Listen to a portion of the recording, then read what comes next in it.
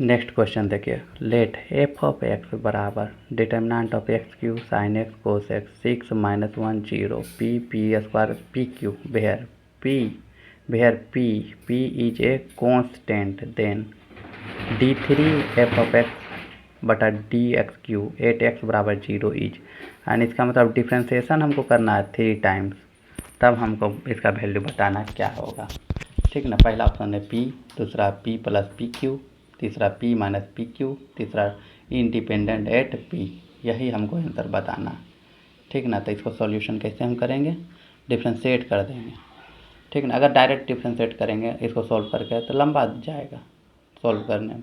इसको क्या करेंगे, डिफ्रेंशिएट करेंगे। तो डिफ्रेंशिएट कैसे डिटर्मिनेंट में किया जाता है वो सीखिए कैसे किया जाता है। तो एफ डैश एक्स हो जाएगा बराबर, सबसे पहले एक रो या एक कॉलम को डिफ्रेंशिएट किया जाता है, उसके बाद फिर प्लस करके दूसरा रो दूसरा कॉलम के किया जाता है। ठीक ना, तो पहला इसमें पहला हम रो को डिफ्रेंशिएट करेंगे तो पहला 3x स्क्वायर हो जाएगा, इसका कोस एक्स हो जाएगा, यहाँ पर माइनस साइन एक्स हो जाएगा डी सी, यहाँ पर 6 रहेगा, -1 रहेगा, 0 रहेगा, पी स्क्वायर और पी क्यू। इसको क्या करेंगे, एक गो के किए दो गो के छोड़ दिए प्लस। अब इसमें क्या करेंगे, ये वो करेंगे बिचला, अभी बिचला करेंगे, ये वाला कर दिए बिचला, उसके बाद ये करेंगे।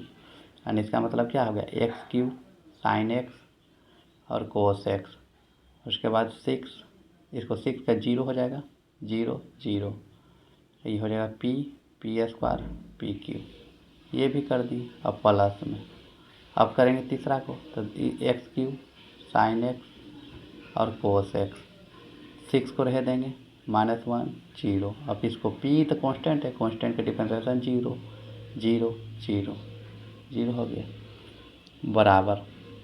अब इसको कोई भी रो या कॉलम ए को 0 हो जाएगा, कोई भी रो या कॉलम 0 हो जाएगा, उसका वैल्यू 0, इसका 0, इसका भी डिटर्मिनेंट 0 हो जाएगा। अब हमको क्या आ गया, एफ डैश आ गया ये। तो अब डबल डिफ्रेंशिएट करेंगे तो F double dash of x, दूसरा बार डिफ्रेंशिएट करेंगे तो क्या करेंगे, इसको पहले डिफ्रेंशिएट कर दो तो ये हो जाएगा 3 दूना 6x स्क्वायर, 6x हो जाएगा, सॉरी 6x हो जाएगा। अब इसका डीसी करेंगे तो माइनस हो जाएगा साइन एक्स, अब इसका डीसी करेंगे तो माइनस कोस एक्स, यहाँ 6 हो जाएगा, -1 0 पी स्क्वायर और पी क्यू। अब दूसरा करेंगे, इसको तो उसी तरह से देंगे 3x स्क्वायर कोस एक्स और माइनस साइन एक्स। ठीक ना, उसके बाद इसको डीसी कर दो तो 0 0 0 की DC 0 p square p Q plus, इसको तो उसी तरह से रह देंगे, इसको तो उसी तरह से रह दो 3x square cos x minus sine x. अब 6 का डी सी 0, कॉन्स्टेंट है, कॉन्स्टेंट के 0 0 0 भी कॉन्स्टेंट है तो 0, सॉरी ये तो कर दिया ना, तो इसको तो उसी तरह से लिखना चाहिए, इसको तो नहीं करेंगे डी सी 6 हो जाएगा, यहाँ पर क्या हो जाएगा -1 हो जाएगा, यहाँ 0। अब इस तीसरा बार में इसका पारीन है तो p का डिफरेंशिएशन 0 0 0। अब कोई भी एक रो या कॉलम 0 हो तो उसका डिटर्मिनेंट 0 होता है, इसका भी डिटर्मिनेंट 0 होगा। यानी एफ डबल डैश का वैल्यू ये आ गया।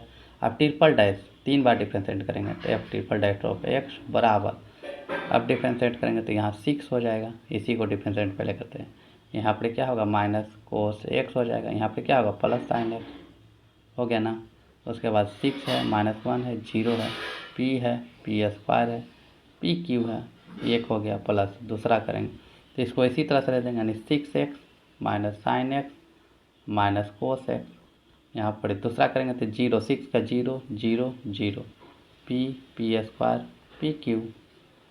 ठीक है प्लस पहला वाला को और दूसरा वाला को उसी तरह से रह देंगे, यानी 6x माइनस साइन एक्स और हो जाएगा कोस एक्स, यानी माइनस कोस एक्स होगा तो जी माइनस कोस एक्स। अब दूसरा वाला भी उसी तरह 6 -1 0 पी का करेंगे डिफ्रेंशिएट तो 0 पी स्क्वायर के 0 पी क्यू के 0, यानी कॉन्स्टेंट का डिफ्रेंशिएट 0, यानी इसका वैल्यू क्या हो गया 0, इसका वैल्यू क्या हो गया 0।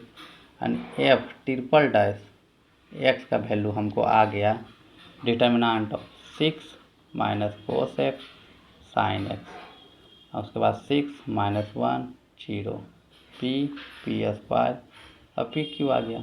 अब एक्स के जगह पर क्या पुट कर देंगे 0, यहाँ पर दिया हुआ तब का मान निकालें, एक्स बराबर 0 पुट कर दो तो एफ ट्रिपल डैश ऑफ 0 बराबर, अब क्या हो जाएगा 6 हो जाएगा, यहाँ पर 0 पुट करेंगे तो -1 हो जाएगा, यहाँ 0 पुट करेंगे तो 0 हो जाएगा, 6 हो जाएगा -1 0, यहाँ पी स्क्वायर पी क्यू। अब इसको डिटर्मिनेंट निकाल दो, तो इसको इसका सोल्व कर देंगे। अब क्या पी के पकड़ो, पी के रखेंगे, ठीक ना, पी के सामने वाला कॉलम को और रो को रिमूव कर देंगे।